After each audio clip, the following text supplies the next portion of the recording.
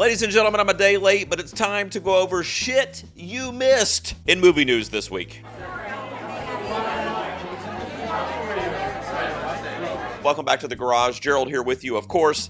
This is a new series that I'm doing weekly, or at least I hope to. About 10 minutes or so going over the biggest stories in Hollywood of the last week. However, the kind of twist on it is these are the stories that intrigued me the most that I'm going to go over with you. Let's get started with the 2025 Tony Awards, hosted by Miss Cynthia Erivo.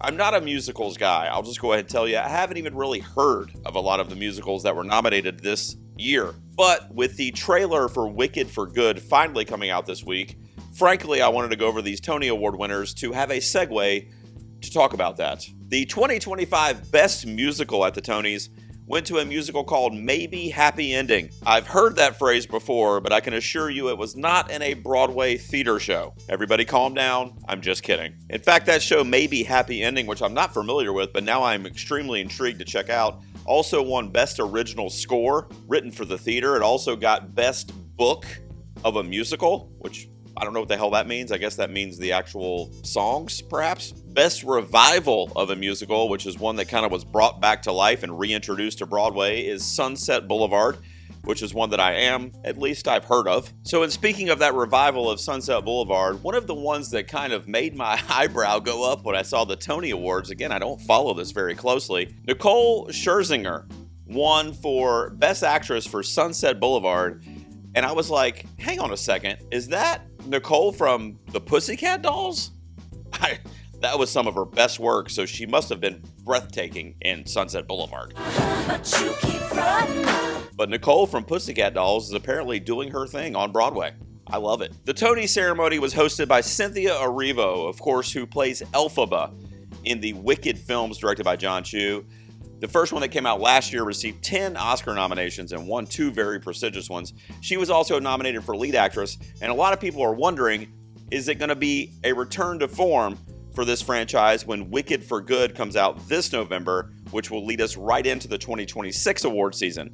And after seeing the trailer, which dropped just a few days ago, I'm going to go ahead and tell you, yeah, I think so. Cynthia Erivo is so close to an EGOT. She has won a Daytime Emmy Award, which would be the E. She has won a Grammy Award. She has won a Tony Award for The Color Purple. And now she stands that she just needs that O. She just needs the Oscar. I do think there is an outstanding chance that she actually gets the EGOT this year, because even if she can't manage to be nominated or win for Best Actress for Elphaba, most likely she will be nominated for Original Song, as there are 2 new songs at least in Wicked for Good that are original and were not part of the musical.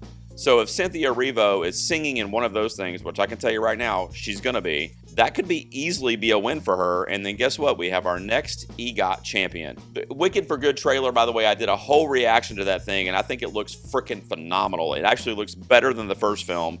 And if the subject matter in the second film, which is a bit darker and a bit less fun, for lack of a better way to put it, is handled correctly by John M. Chu, and it's translated to the screen and made palatable for the general audience, that film could go a really long way during award season. It could actually end up being more successful than the first one was. So Wicked fans and theater kids alike, hang on to your butt cheeks, because we could be in for another award season run, this time for Wicked for Good. That was a weird way for me to phrase that, but just be ready. We're going to shift now into the horror realm, which is completely different from this musical Tony stuff. Blumhouse is acquiring the Saw franchise from Twisted Pictures. So the bad news is that's Blumhouse, which their output is not the best, although they have had some pretty good diamonds in the rough as of late. This year, their kind of comedy thriller Drop is one of my favorite movies of the year. It actually sits in my top 5 of the year so far right now. And I also really like The Woman in the Yard, which is an actual film,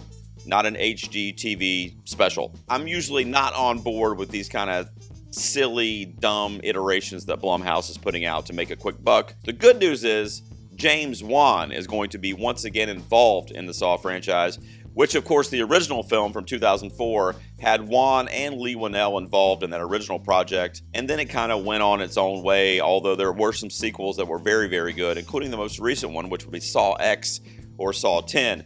It was thought that there was a Saw 11 in development, but they put pause on that, probably because of this sale. And now that Blumhouse has purchased Saw and James Wan's going to be on the creative team once again, possibly Lee Winnell also, are we going to get a complete reboot of this franchise? Are we going to start fresh? Or are they going to pick up with that Saw 11 that we were going to supposedly get next year? We'll have to wait and see. But this is a situation as a horror fan where I'm a little skeptical because it's Blumhouse, but I'm also extremely excited because it's James Wan.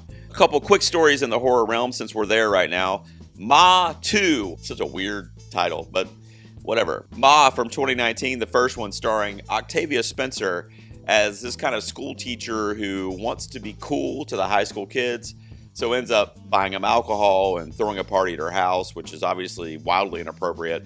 Well, it turns out being inappropriate with young high school kids is the last thing that these kids need to worry about, because it turns out Ma is fucking crazy and perhaps a bit murderous. Well, we're getting Ma 2, supposedly in the works. Director Tate Taylor, who has a very unique and rangeful filmography, as he also is known for directing The Help, also starring Octavia Spencer, which is not the same type of movie at all. I loved Octavia Spencer in the first one and how much she hammed it up and really committed to this over-the-top, silly, slapstick, campy role. So I am all about Ma 2. It's in development. It's in the works. We'll see what happens. Mikey Madison, our most recent Best Actress winner at the Academy Awards, and a bit of a horror staple herself, as I know her as Amber from Scream 5. Welcome to Act 3. God damn, I loved her in that. But of course, she won for Honora this past year. She's going to be taking over for Sydney Sweeney based on some scheduling conflicts in the new Edgar Allan Poe adaptation of The Mask of the Red Death. So this is going to bring Mikey Madison back to the horror genre, which I'm excited about. But it's also going to be a little bit more of that possible elevated horror. God, I hate that saying. Why do we keep saying elevated horror? Why am I saying it for this? But it's going to be produced and distributed from A24, which is a studio that is known for its kind of eccentric horror films that go a bit above and beyond the normal jump scare and cliches. There's always some element of grief or another layer to their films that you have to kind of peel back. Did you guys watch The Studio with Seth Rogen? Well, there's a story in that show. It's not going to spoil anything for you, but there's a side plot story that they're developing a movie based on the Kool-Aid Man. Oh no! Oh no! Oh no! Oh yeah! In The Studio. And the joke there is that Hollywood will make a movie about anything as long as it makes money. Of course, they had Barbie with Greta Gerwig, which was a whole other thing because they got a really auteur filmmaker to do it. But insert the blank, they're doing the Kool-Aid Man in The Studio as a joke, hopefully. Well, how about this? Warner Brothers has greenlit a Care Bears movie. Do you guys remember the fucking Care Bears in the 1980s with the little bellies and you push them and all? Is that the Care Bears? That's the Care Bears, right? I heard this story and I'm like, okay, if it's animated for kids, then sure, that makes complete sense. Like cute little teddy bears, different colors. They have the, whatever, the fucking, they'll sell $1 trillion in merch without a doubt. So it's probably a smart move on Warner Brothers' part here. But if this ends up being a live action thing, which I don't think they've announced yet, I'm going to literally lay in traffic. A while ago, I thought the Care Bears were here. Walter? Upstairs! Fede Alvarez has revealed that the sequel to Alien Romulus is currently in pre-production and is going to begin filming this October. Kaylee Spaney will be reprising her role in the film. But I am extremely thrilled about this. Fede Alvarez is one of my favorite filmmakers, especially in the horror genre. And whenever he takes on a legacy or an iconic franchise, it hits with me. Whether you're talking about Alien or whether you're talking about The Evil Dead, which he also did a remake to back in 2013. I also think Kaylee Spaney is phenomenal, and she's one of the best up-and-coming actresses we have working in Hollywood today. I don't know if David Johnson is going to be in this film. He portrayed Andy, her brother, her synthetic brother in the film, and he was also tremendous. He got a lot of accolades last year for that role, actually. He ended up winning the BAFTA Rising Star Award, probably most notably for his role in Alien Romulus. Talking about horror queens, Mia Goth has reportedly signed on to star alongside Ryan Gosling in the new film Star Wars Starfighter, which comes out in May of 2027 currently is what it's slated to do. I love Star Wars, although lately I feel like, what are we doing? It's just, you're literally just trying to make money, and you probably are making millions of dollars, so of course you're going to keep doing it. But the substance is not there for me like it used to be with the old school Star Wars, and especially with this final trilogy I even really liked. including The Rise of Skywalker. Oh my God, I had to run and hide after saying that. One thing I want to say, I love Mia Goth. Anything she's in, I'm going to see it. Day one, okay? Yes, it's creepy. Yes, I have a crush on her. Yes, she is my Hollywood pass that I get from my wife. Actually, I haven't discussed that with my wife yet, but I'll get back to you. But my thing with this is Star Wars Starfighter is possibly the worst fucking title I've ever heard in my entire life. Why is it Star twice? Why is it Star? Like, it makes me think of Guardians of the Galaxy, Starfighter. I please change that title, Lucas, or whoever the hell's doing this. A Spider-Man 4 casting theory says that Sadie Sink, who was recently announced about 3 or 4 months ago that she was going to be in the upcoming Spider-Man iteration, is going to actually be the daughter of Tobey Maguire's Peter Parker, which would then make her May or Mayday Parker from the comics.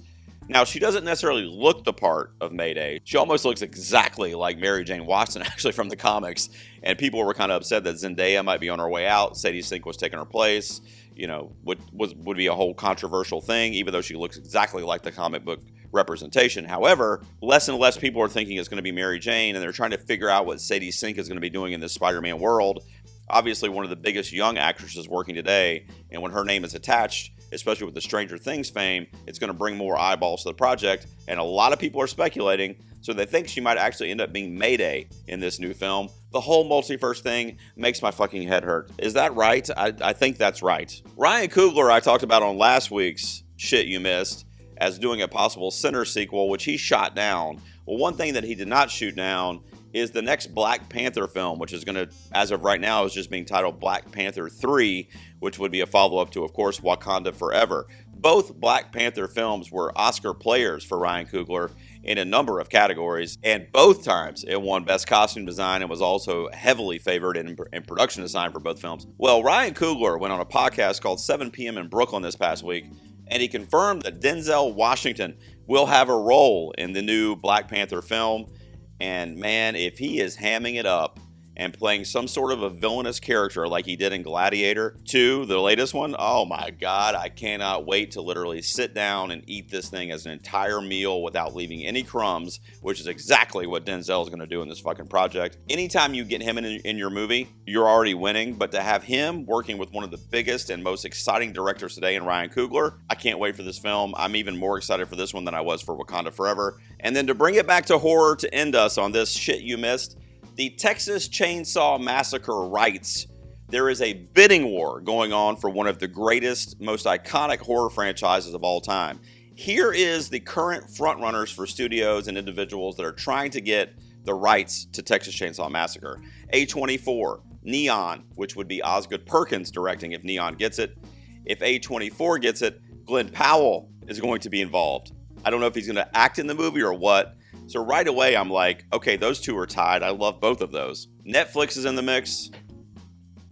If there's any studio that please do not let Netflix get this. Oh my God. Jordan Peele and Monkey Paw Productions is also in the running, which is another one that I would be thrilled with. Taylor Sheridan and Paramount. Taylor Sheridan is a great filmmaker who really honestly does Westerns a lot of the times, or those Western feel type of movies, which could actually speak to a 1970s grungy, gritty horror setting. So with the exception of Netflix, I would be thrilled with any of these. What studio would you like to see get the Texas Chainsaw Massacre franchise and put that thing out in theaters? Which, by the way, if it's Netflix, you won't see it in a theater. Guys, that's it for Shit You Missed for the week of whatever the hell today is. What's the date? I'm going to try to do this series weekly. If you comment on it, if you like it, if you want me to do it, let me know. And I want to let everyone know watching, if you are a regular, channel memberships are open. For like $2 a month, you can help me support the channel and keep everything going out here. You also get a lot of cool perks, which would be custom emotes that you can use in the chat or in the comments section, which include my face with the beard. Thank you very much. You also get Mikey Madison, Timothy Chalamet, the mom from Parasite. You also get member-only live streams, which will include my Oscar predictions brainstorming sessions, so you can actually help me reorder and come up with my predictions, as I'm going to be doing that at least monthly right now and a lot more frequently as we get closer to award season. And you get a lot of other cool perks as well. You can read all about it by clicking on the link below in the description or clicking join right down here if you're watching on a computer. If you're not watching on a computer, it just looks like I'm pointing to you and probably your crotch, which is weird. That's it, guys. Let me know what you thought of this video down in the comments, and please tune in next time. I'll see you guys out here in the garage.